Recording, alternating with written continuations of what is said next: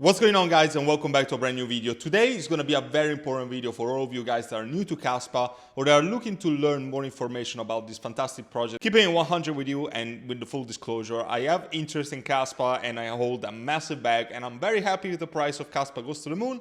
However, don't consider this as financial advice. Always make sure to do your own research. I'm going to give you some facts that are part of my own research that I've conducted before getting into this investment. I want to talk about specifically, is Kaspa better than Bitcoin? What are the differences between Kaspa and Bitcoin? What are the similarities? Without any further ado, let's get started. But before that, just drop a like, subscribe if you haven't already. If you're new to this channel, what the hell are you doing with your life anyway? Because I'm bringing you content on a daily basis with Kaspa and a bunch of other altcoins. So the first point that I want to touch here is the trilemma. Kaspa is the trilemma solver, whereas Bitcoin has failed in solving the trilemma. Crypto trilemma has been around for a while. If you guys don't know what it is, it means decentralization, scalability, and security.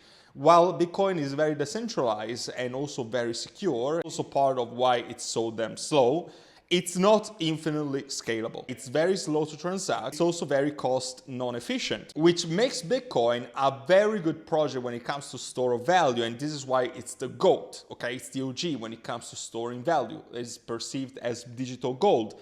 Kaspa aims to solve this issue, and Kaspa is actually a digital currency that provides transactional value where Bitcoin has failed. Kaspa is extremely fast to transact. If you ever send Kaspa from one wallet to the other, it takes not even a second in the majority of cases. It's so damn fast that it's also gonna cost you a penny. It's gonna cost extremely little. And this is definitely a very important point, because if you think about it, Bitcoin was actually created with this purpose, but because it wasn't infinitely scalable, Bitcoin simply became a store of value, which is nothing wrong with it. And I think that Kaspa and Bitcoin in this sense complement each other. Kaspa, transactional value, Bitcoin, store of value. On the same purpose, I think that Kaspa is something that can make you rich, and Bitcoin, on the other hand, is something that can preserve your wealth and slowly increasing your wealth over time to store. I think it's a no-brainer for everyone watching this video that Kaspa is much better when it comes to making returns this bull run. It hasn't gone through a bull cycle. The market cap is so damn small compared to the one of Bitcoin. Kaspa, of course, it's an early project. It hasn't gone through a bull run before, whereas Bitcoin, of course, is the OG of crypto. Also, another big comparison that we need to make is that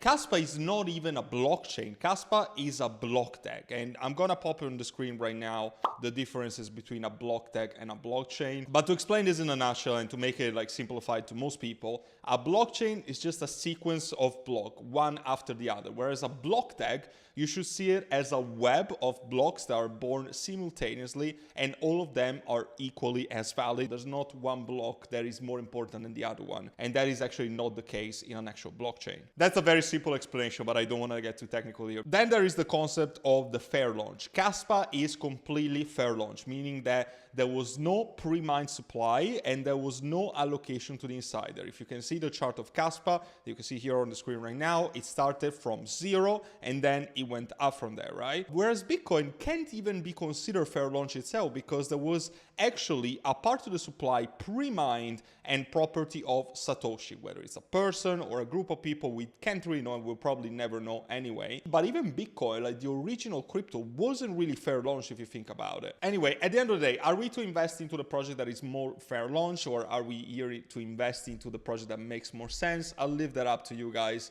I don't think that fair launch means much at all, but if you value fair launch more than anything else, I'm sure that you will like Kaspa even more than Bitcoin itself. Another point that I want to make is the exchange listing situation. Bitcoin, of course, is listed everywhere, okay? It's the OG. But when it comes to Kaspa, actually, there's a big opportunity, at least in my eyes, because Kaspa is not listed on any tier 1 exchange. So you can name Binance, Coinbase, Kraken, perhaps even Crypto.com and Gemini. All of these exchanges haven't listed Kaspa yet. And if Kaspa is listed by any chance on these exchanges, the price is gonna skyrocket. Those are gonna pour a lot of money into the system, which is extremely important for the success of the project. And also is a testament of how early you are, because the normies, they actually buy on Coinbase, they buy on Binance. They're not gonna buy on Maxi, they're not gonna buy on Big Get, they're not gonna buy on these very small exchanges that are tier 3 at best, okay? It's very important for you guys to understand the thing, because if a project is already on Coinbase, chances are that it's probably not going to make you super rich unless you're rich already, right? If you really want to start from a 4 to 5 figure portfolio and want to create generational wealth, you need to buy projects before they actually get listed on the big exchanges that the masses use. I also want to touch on the community aspect, because both Bitcoin and Kaspa community have a lot of maxes. That is not necessarily a good thing, because Bitcoin maxes are extremely toxic. Kaspa maxes are extremely toxic. I guess they have the point in common. How many people have you met that just buy Bitcoin and they don't want to hear about anything else? And if you mention Solana, oh, Solana, bro, it can be switched off any moment, bro. And they're gonna just try to sell you Bitcoin, right? Kaspa has a similar community, in my opinion. I don't want to put that as a benefit, but I also don't want to put it as a drawback, because in my opinion, a project to be very successful when it comes to layer 1, it really needs maxes, because they're good for the ecosystem. How many maxes were when it came to Cardano or Solana, and look what they did in the previous bull run. So this could be actually an advantage for Kaspa, but it also comes with a lot of drawbacks, meaning that a lot of people don't even want to attack Kaspa, or they don't even want to make an honest and organic review, because they know that they're going to be attacked by Kaspa maxes if you're even dare to say otherwise. So that's just some food for thought. And then the last point that I want to make is that Bitcoin, there's not much really built on Bitcoin, okay? Yeah, we have the BRC20 network, we have ordinals, now we have even runes, but Bitcoin wasn't born as a place for smart contracts. There's not really stable coins, USDT on Bitcoin, right? But this is going to be possible with KAS, because recently they actually announced the development and probably publishing of KRC20 network that should come in June, as this was announced by Kasplex, something like that, as a reporting news from the KEF, which is the Kaspa Ecosystem Foundation. It's a group of 3 main actors. It's a non-profit organization that decides the future of the Kaspa ecosystem by funding and essentially donating money for the success of the ecosystem, for the developments, and for the exchange listing publishing as well. In my opinion, that is going to be quite revolutionary, because if we're going to see stable coins running on the KRC20 network, if we're going to see meme coins built on the KRC20 network, and they're also going to leverage the speed of transaction and the cost of transaction with Kaspa, and the network is going to be more and more mainstream, and at that point it's going to be far from being a ghost chain. There's actually going to be a lot of stuff built on it, and in my opinion it's really going to make sense. Does Kaspa need these things? Yes and no.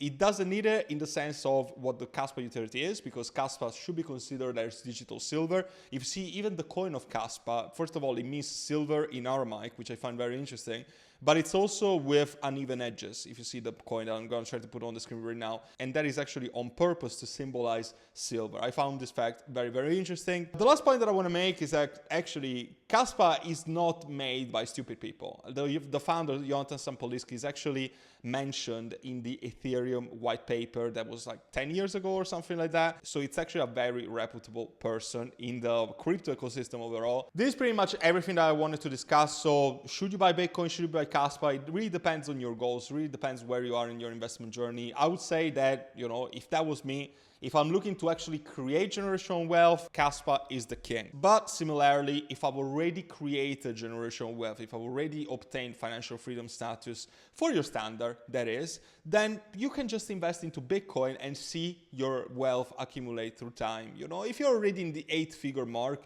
just buy Bitcoin. But for the majority of people that are watching this video that are probably not multi-millionaires, then Kaspa, in my opinion, is the king right now for the upcoming bull run, this current bull run, however you want to say that we are in the market anyway. And then you could perhaps reallocate some of it into Bitcoin for years to come after you made the big returns in the bull run.